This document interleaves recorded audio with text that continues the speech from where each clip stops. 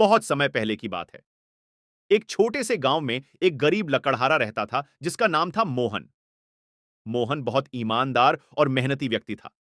हर रोज वह जंगल में जाकर लकड़ियां काटता और उन्हें बेचकर अपना जीवन यापन करता। एक दिन जब मोहन जंगल में लकड़ी काट रहा था, उसने एक अजीब सी चमक देखी। वह उत्सुकता से उस ओर बढ़ा। वहां पहुंचकर उसने देखा कि एक पेड़ के नीचे एक छोटा सा पिटारा रखा हुआ था, जो सोने की तरह चमक रहा था। मोहन ने पिटारा उठाया और ध्यान से देखा। पिटारा बेहद पुराना और रहस्यमयी लग रहा था। उसने उसे खोलने की कोशिश की, लेकिन पिटारा खुल नहीं रहा था। तभी अचानक एक बूढ़ा आदमी वहां प्रकट हुआ। बूढ़े ने मुस्कुराते हुए कहा, नमस्ते मोहन, यह पिटारा बहुत ही खास है। इसमें जादुई शक्तियां हैं, लेकिन इसे खोलने के लिए तुम्हें 3 चुनौतियों का सामना करना होगा। मोहन ने साहस से कहा, मैं इन चुनौतियों का सामना करने के लिए तैयार हूं।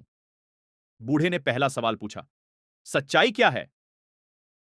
मोहन ने थोड़ी देर सोचकर जवाब दिया, सच्चाई वह है जो हम दिल से मानते हैं और उसका पालन करते हैं, चाहे परिस्थितियां कैसी भी हों। बूढ़ा खुश हुआ और बोला, सही जवाब। अब दूसरी चुनौती। बूढ़े ने दूसरी चुनौती दी, इस जंगल में सबसे मूल्यवान चीज क्या है? मोहन ने जंगल में चारों ओर देखा।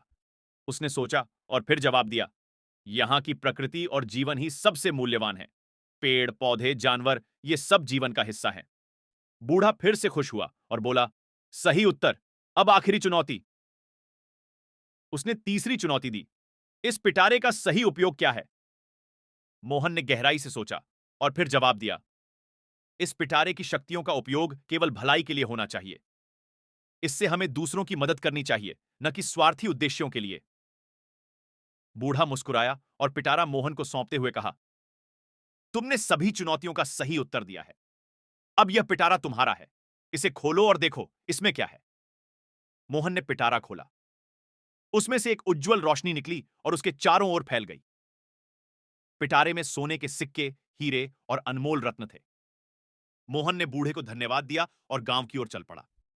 गांव पहुंचकर मोहन ने सभी गांव वालों को इकट्ठा किया और पिटारे की कहानी सुनाई। उसने सोने और रत्नों को गांव के विकास के लिए उपयोग करने का निर्णय लिया। इससे गांव में स्कूल, अस्पताल और नए घर बने। गांव वाले मोहन की ईमानदारी और सद्भावना की प्रशंसा करने लगे। बूढ़ा साधु भी गांव में आया और मोहन को आशीर्वाद दिया। उसने कहा, सच्चाई, ईमानदारी और दूसरों की भलाई के लिए किया गया काम ही सबसे बड़ा जादू है। इस तरह मोहन और उसका गांव खुशहाल और समृद्ध हो गया। इस कहानी से हमें यह सीखने को मिलता है कि सच्चाई, ईमानदारी और निस्वार्थ सेवा से जीवन में सफलता और खुशियां प्राप्त होती हैं।